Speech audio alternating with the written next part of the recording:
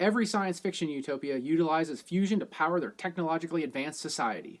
Yet as the joke goes, fusion power is always 50 years away. So let's talk about how fusion works, why I think it's our best option for the future, the state of the technology today, and why we don't have it yet. And you might be shocked at what we spent so far in this technology. Hey everybody, if you're new here, I'm Jim and I'm a nuclear engineer with over 20 years of experience maintaining, operating, and testing nuclear reactors. So how does fusion work? Unlike a fission reaction where energy is released as the result of the splitting of a nucleus of a heavy element, usually as the result of the absorption of a neutron, a fusion reaction is where two nuclei are joined to create a single, heavier nucleus. This is normally the fusion of two hydrogen isotopes into helium. In this process, a significant amount of energy is released that can be harnessed to create electricity. This energy is the result of the difference between the mass of the final product of the fusion reaction and the two elements that were fused to form that product. That leftover mass becomes energy. Fusion can happen with heavier elements, but that only really happens when stars supernova. So for the purposes of what we're going to talk about with fusion electricity on Earth, we're going to talk about lighter elements. And in this case, we're going to talk about deuterium and tritium fusing to form helium. So you can't just put deuterium and tritium in a bucket and hope for fusion. You need to overcome the natural electrical repulsion of these two elements. To do so requires a lot of energy. So what we do is we create the conditions in which there's a very high pressure and very high temperatures, like 100 to 200 million degrees Celsius, to help increase the odds that these fusion reactions happen. And under these conditions, the electrons are stripped away from the nuclei, and it creates a very high energy plasma that must be contained. So since we don't have any materials that can handle 100 million degrees Celsius, we have to get really creative in how we do this. And the two best ideas in doing this are either the use of what they refer to as a magnetic bottle, where a magnetic field is put around this plasma to hold it in place, or they use lasers to actually hold the fissionable elements in place. So, to sum it all up, tritium and deuterium are fed into the reactor, are maintained under a high pressure and temperature using magnetic fields or lasers. These temperatures are achieved using radio waves, kind of like a microwave oven, or a neutral particle beam. There's a neutron-absorbing blanket surrounding the unit to capture neutron energy. The blanket is cooled by water or an inert gas. That coolant transfers the heat to either provide steam or a high-temperature gas to a turbine to generate electricity. Easy, right? So let's talk about why fusion is better than fission. Now, I'm a huge proponent of nuclear fission power plants. It's what I work on, it's what I went to school for. And when they're designed and operated properly, they are a safe, reliable, clean source of electricity. I think they're currently the best form of reliable energy that we have available to us. However, I freely admit there are some concerns with nuclear fission plants that just don't exist with a fusion reactor plant. First, there are no long-lived nuclear waste products from a fusion reactor plant. While there are viable ways to deal with the spent fuel from a fission reactor, it just isn't a problem with a fusion reactor plant. Yes, because of the neutron flux, some of the reactor plant materials will become activated, but those just aren't really of a major concern, they're easy to deal with, it's not really a problem. Second, no transuranic elements formed. So no uranium, no plutonium, no weapons-grade proliferation concerns exist with a fusion reactor plant. Third, safety. If you stop supplying fuel, the reactor shuts down. If you have a containment breach, the reactor shuts down. If you lose electricity to the site, the reactor shuts down. For pretty much every problem, the reactor just shuts down. And there's no long-term decay heat to worry about. So you don't have to worry about it the same way you would with a fission reactor plant. So no Chernobyls, no Fukushimas, no 3 Mile Islands. It's just inherently safe. And finally, the fuel is extremely plentiful, and it's 10 times the energy density of fission reactor fuel. So let's talk about the fuel. How would we get the deuterium and the tritium? So deuterium is relatively easy to get. It's naturally occurring hydrogen, and it can just be extracted from seawater, and there's a lot of it available to us. Tritium, however, is a little bit more difficult. It's not really naturally occurring in any abundancy, so we would have to expose lithium to a neutron source in order to create tritium. But there's a lot of lithium out there, and it's something that we already regularly mine. And if you incorporate that lithium into that neutron blanket that we talked about earlier, you can actually use the fusion reactor to create tritium to fuel the reactor later. So let's talk about the amounts of fuel required, because it's remarkably small.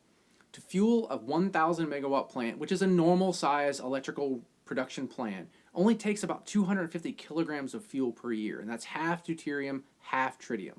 To put that in perspective, if we were to replace all of the electricity currently being generated in the world, and that's about 29 terawatts of electricity, it would only take 800 tons of fusion fuel to fuel all of our needs for a year. In comparison, that would take about 7,000 tons of nuclear fission fuel, about 10.4 billion tons of natural gas, and 24 billion tons of coal in 1 year. So we can use 24 billion tons of coal, or we can use 800 tons of hydrogen.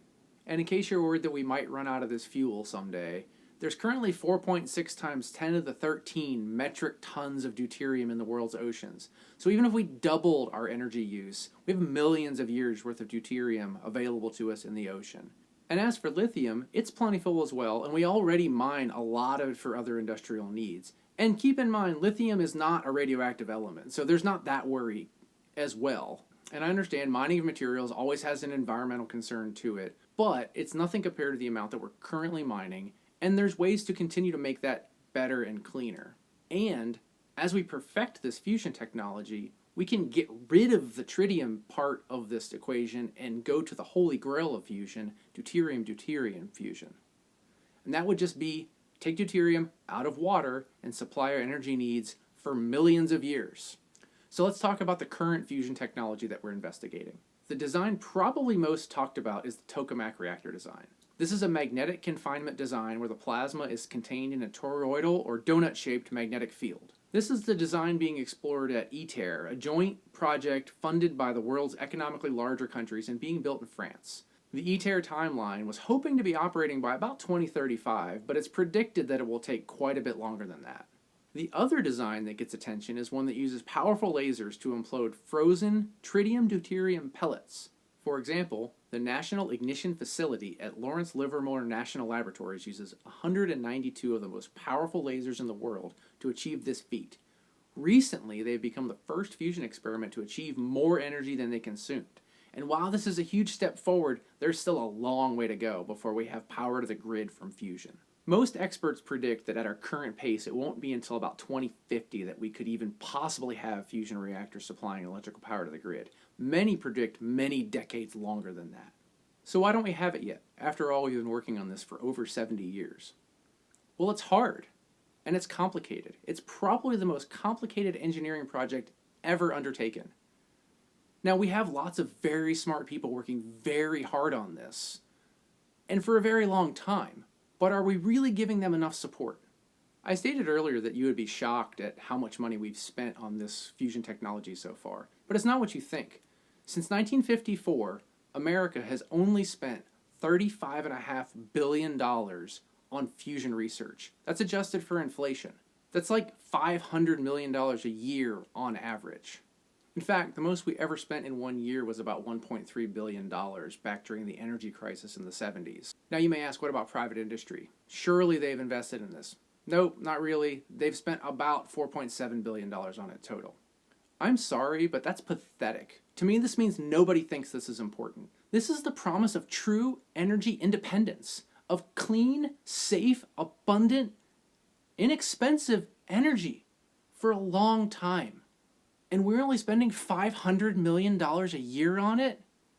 Remember, we very famously have spent well over $1.3 trillion on the Joint Strike Fighter. When we prioritized sending somebody to the moon, we spent far more per year on what was then a monumental task. For the Apollo program, we spent about $178 billion in 11 years. That's 30 times more per year than we're spending on fusion research. Yes, it's hard. Yes, there's technological barriers. But you know how you get past those? You fund the researchers and engineers working on it. You throw money at it like we did on the Manhattan Project and the Apollo program, like we do with anything that's important. Fusion energy should have been my generation's moonshot. It should have been our Apollo program. I know it's expensive, but it's important. How can we afford to not spend more money on this? We need to be looking at fusion as our energy source for the future. There is no idea out there that promises so much for the advancement of humanity. Clean, practically unlimited energy. It doesn't need to be 50 years away. I don't want to wait 50 years. I'll be 97 in 50 years. And I'm not certain we can afford to wait that long anyway. So we should just do it. Spend the money. Give us fusion. It's what we've been promised for generations. So I think we really just need to encourage governments to just fund it. Just spend the money. I don't think we can afford not to.